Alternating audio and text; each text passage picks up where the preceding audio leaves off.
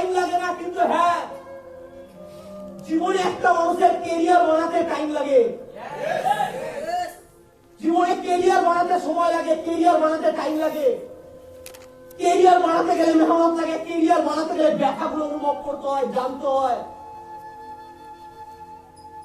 জীবনের নিডস পূরণ করতে যদি একটা মানুষের বাইক, একটা মানুষের গাড়ি, এই যেমন কালকে একটা মানুষ ইউটিউব চ্যানেলে ইউটিউবার হয়েছে, বিগত 3-4 বছর ধরে ভিডিও বানাচ্ছে। কালকে জীবনে মনে একটা i20 কিনেছে, i20 একটা গাড়ি কিনেছে। যখন অনেকেই লিখেছে এটা ইউটিউবের অ্যাচিভমেন্ট, ইউটিউবার অ্যাচিভমেন্ট, ইউটিউবের অ্যাচিভমেন্ট, বলছে না আমি এর সাথে সাথে সফটওয়্যার ইঞ্জিনিয়ারিং করছি, সফটওয়্যার ইঞ্জিনিয়ারিং। আর সফটওয়্যার ইঞ্জিনিয়ারিং এ আমি 10 বছর ধরে চাকরি করছি। তার মানে ভাবো একটা মানুষ 10 বছর চাকরি করে 4 বছরের ইউটিউব ক্যারিয়ার তৈরি করে তারপরে গিয়ে একটা i20 গাড়ি কিনছে। আমাদের টিমে এরকম কত ছেলে মেয়ে আছে যারা স্মার্ট ভ্যালুতে শুধুমাত্র 5 থেকে 7 বছর দিয়ে দিয়েছে, মিনিমাম 15 লাখ টাকা গাড়ি আছে।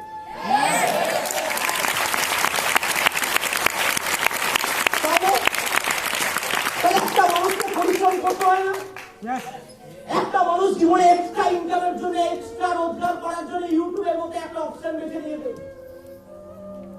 ওটা এক্সট্রা ইনকাম সাথে সাথে কোনো না কোনো চাকরি করছে, জব করছে, পড়াশোনা কি সফটওয়্যার ইঞ্জিনিয়ার। এখানে কটা ছেলে মেয়ে বা আমাদের মতো কটা ছেলে মেয়ে আমরা কি যারা সফটওয়্যার নিয়ে পড়াশোনা করে স্মার্ট ভ্যালু এসেছি? তাই আজকে দিনে চাকরি করার সাথে সাথে জীবনে এক্সট্রা ইনকামের চিন্তা ভাবনা করছে। ভগবান কাশ ও স্মার্ট ভ্যালুটা পাইনি, নেটওয়ার্ক মার্কেটিংটা বোঝেনি, নেটওয়ার্কের পাওয়ার বোঝেনি, নাহলে ইউটিউবার বানতো, নিউ ইউটিউবার হতো না। দেখা গেল স্মার্ট ভ্যালুটাই করতে পারছেন। কেন লাইফে অপশন যায়নি, মেসেজটা যায়নি? আমরা আমাদের লাইফের এই কমপ্লিট লাইফ যদি আমাদেরকে জীবনে পূরণ করতে হয়, আমাদের কাছে রাস্তা খোঁজো আগে। তুমি দেখতে পারবে সব জায়গায় একটা জিনিস দেখতে পারবে, অন্ধকার, কিচ্ছু দেখতে পারবে না, রাস্তা নেই। যেদিন রাস্তা নেই দেখতে পারবে সেদিন জীবনে সিরিয়াস হতে পারবো আমরা। আজকে ইলন মাস্ককে যখন জিজ্ঞাসা করা, ইলন মাস্ককে একবার জিজ্ঞাসা করা হয়েছে যে স্যার এই দুনিয়াতে আপনি যে গোল বানান, সবথেকে দুনিয়ার কোটিপতি আপনি, দুনিয়ার টপ রিচেস্ট পারসন আপনি, কোটিপতি আপনি, নাম্বার 1-এ আছেন। আপনি যে কোনো গোলকে অ্যাচিভ করেন কিভাবে? মোটিভেশন আসে কোথা থেকে? মোটিভেশন মানে আপনি যে কোনো গোলকে পূরণ করেন, যে কোনো টার্গেটকে পূরণ করেন, এই দুনিয়াতে আপনি টপ হয়েছেন, এর মোটিভেশন কি? ইলন মাস্ক বলছে, আপনি মনে বুঝতেই পারলাম না কি বলতে চাইলেন, একটু ভালো করে ক্লিয়ার বলুন। বলে স্যার আপনি আজকে যে কোটিপতি হয়েছেন এর জন্য আপনাকে মোটিভেশন কে দিয়েছে? ওই যে আমি জীবনে একটা গোল বানিয়েছি, আমার জীবনে একটা স্বপ্ন, আমার জীবনে একটা পাওয়া চাওয়া, এর জন্য আমার মোটিভেশনের দরকার লাগে। আমি জীবনে আমার ক্যারিয়ার চাই, আমি আমার জীবনে এরকম বিউটিফুল লাইফ তৈরি করতে চাই, আমি জীবনে গাড়ি কিনতে চাই, আমি জীবনে বাড়ি করতে চাই, আমি জীবনে এগুলো চাই, এর জন্য আমার মোটিভেশনের দরকার লাগে, এর জন্য বোঝানোর দরকার লাগে না। কিন্তু তুমি জানবে অল ওভার ওয়ার্ল্ডে 5% মানুষকে জীবনে বোঝাতে লাগে না, তাই এদের জীবনে হয়ে যায়। 95% মানুষকে বোঝাতে হয়, এর মধ্যে থেকে কিছু মানুষের হয়, আর এই কিছু মানুষের মধ্যে স্মার্ট ভ্যালু যারা লিডার তাদের হয়।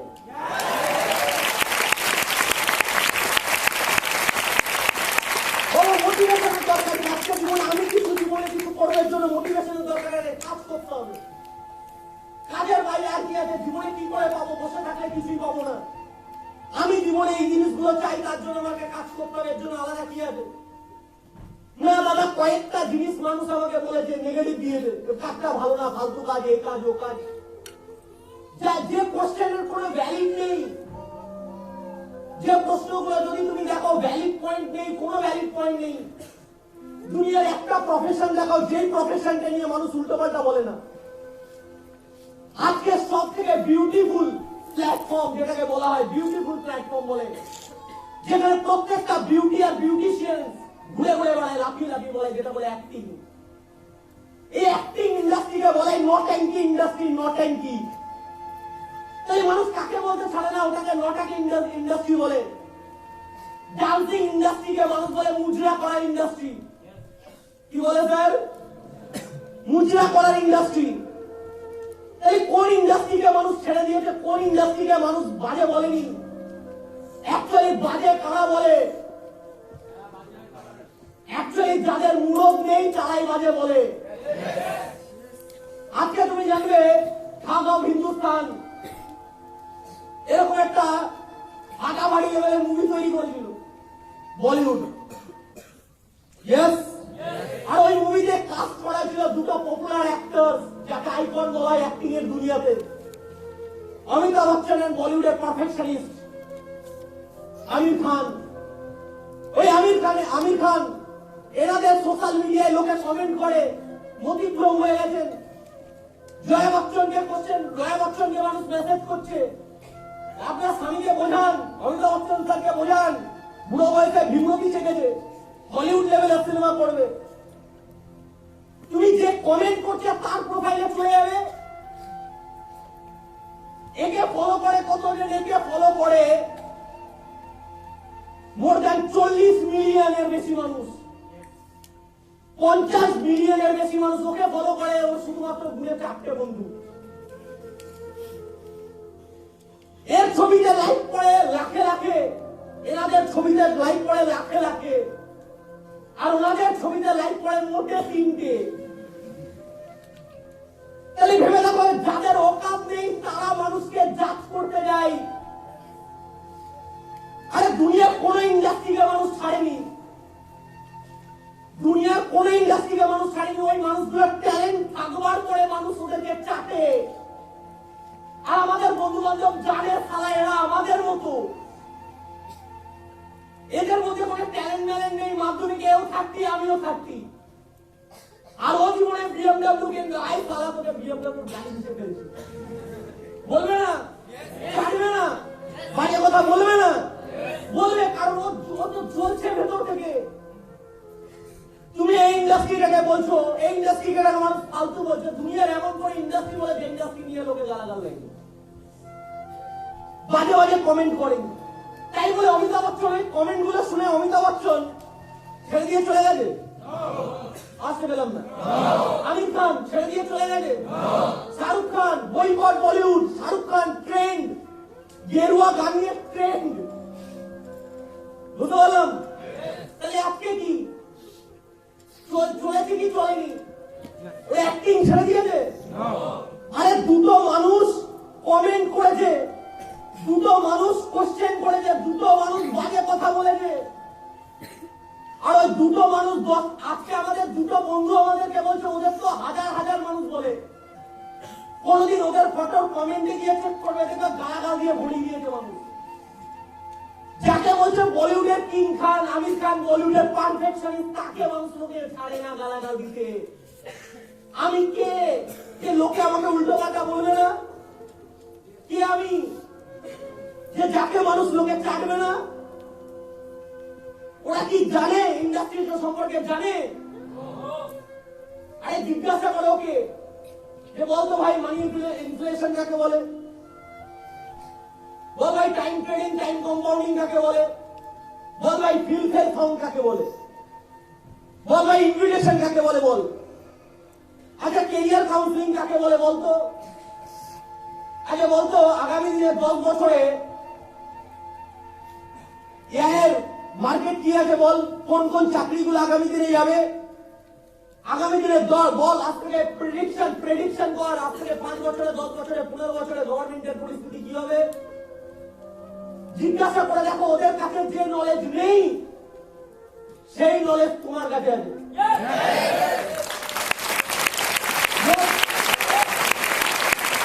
সেই নলেজটা তোমার কাছে হবে। তার মানে তোমার কাছে নলেজ থাকবার পরেও, তোমার কাছে যদি নলেজ থাকে তাহলে তুমি কেন ভয় পাবে তাদেরকে? আচ্ছা, ওদের কাছে ড্রিম নেই, ওদের কাছে স্বপ্ন নেই, মানা যায়, কারণ ওরা হয়তো পাইনি স্মার্ট ভ্যালুটা। কিন্তু আমি তো পেয়েছি, আমাকে তো বোঝানোর জন্য মানুষ আছে। আজকে আমাদেরকে বোঝাচ্ছে, বুঝলাম তোমার যা কোয়ালিফিকেশন, তোমার যা ব্যাকগ্রাউন্ড, ফ্যামিলি ব্যাকগ্রাউন্ড লেভেল,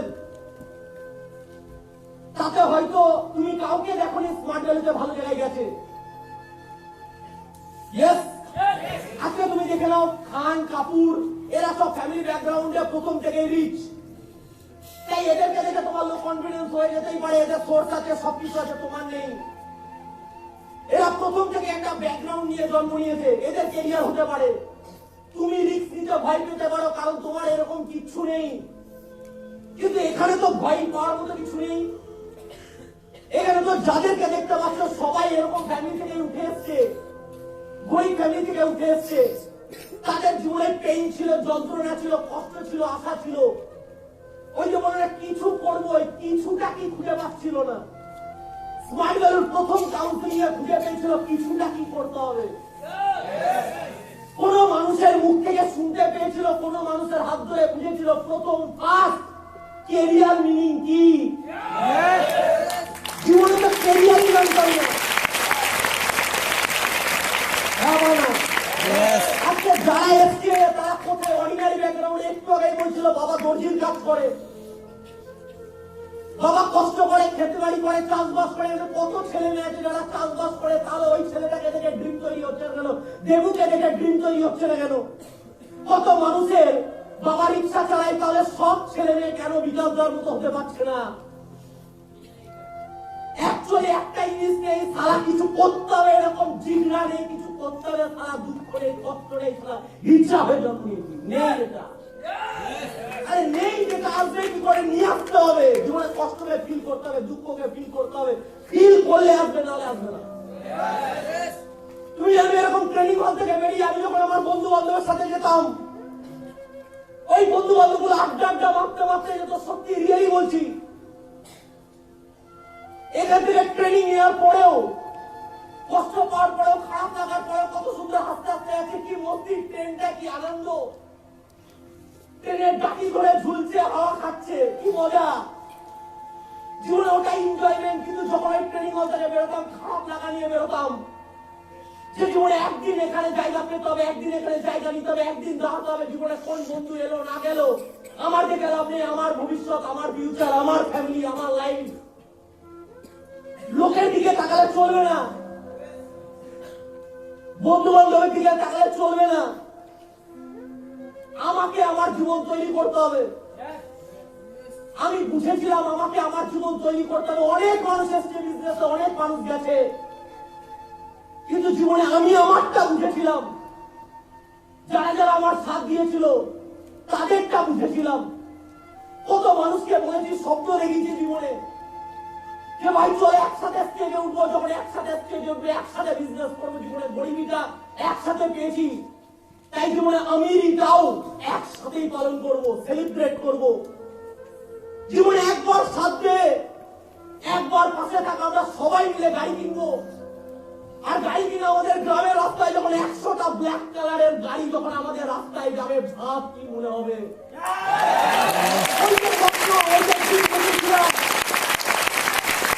তুমি জানলে ড্রিমটা কার ছিল? ড্রিমটা আমার ছিল।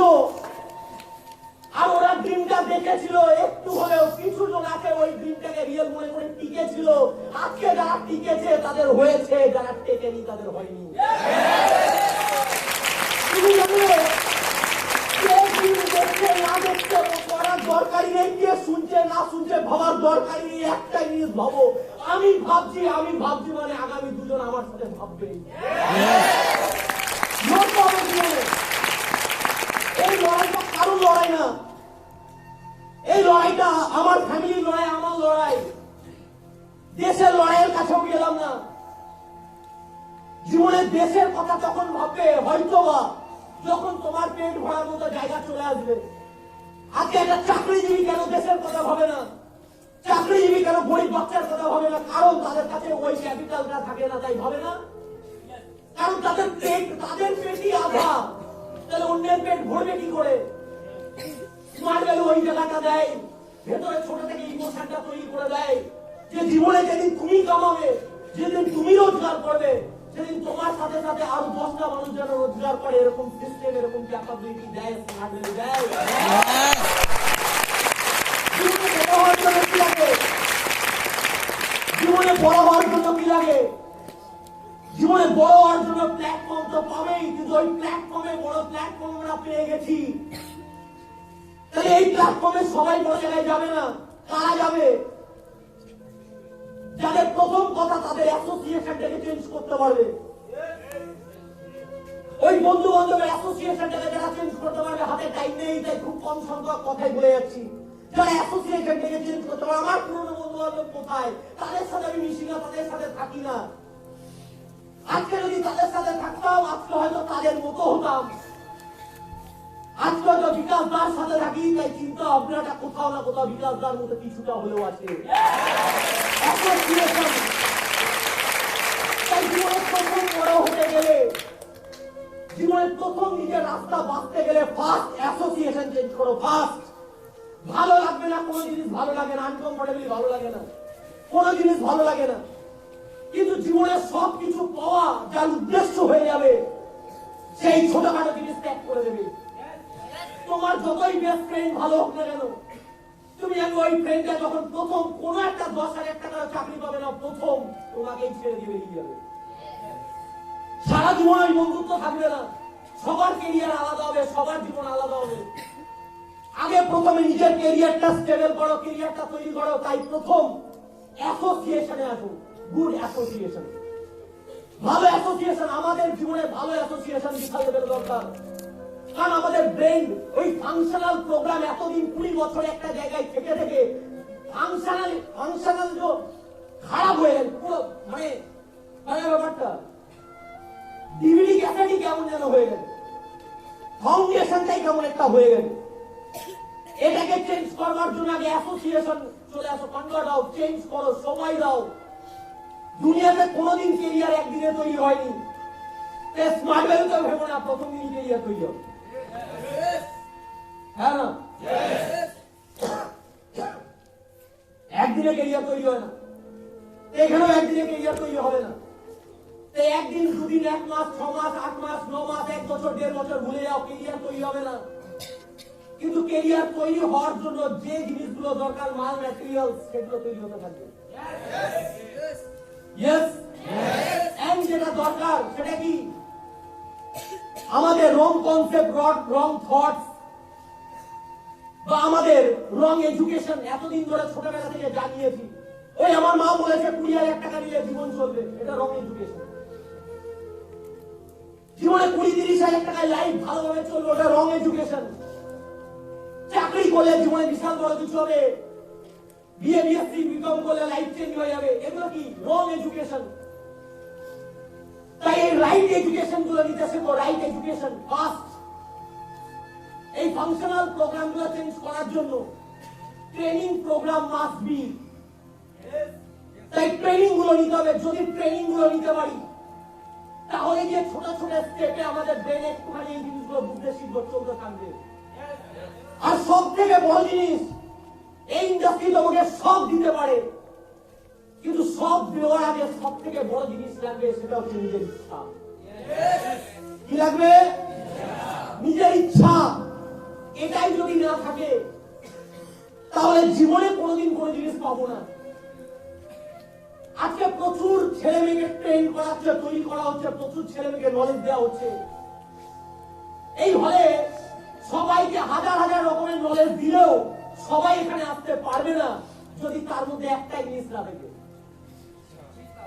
কি আছে? ইচ্ছা, ইচ্ছা শক্তি। আমি যেতে চাই। আরে তুমি দুনিয়ার যত বেশি কমজোরি হও না কেন, কোনো অসুবিধা নেই। তুমি যত বেশি আনএডুকেটেড হও না কেন, কোনো অসুবিধা নেই। জীবনে যদি তোমার স্বপ্ন কোনোদিন তৈরি হয়, আমি এখানে আসবো, দুনিয়ার কোনো শক্তি তোমাকে ঠেকাতে পারবে না, দাঁড় করিয়ে রাখতে পারবে না। তুমি এখানে আসবেই। কিন্তু প্রথম থেকে দরকার ভেতরকার ইচ্ছা। ইচ্ছা কাদের নেই?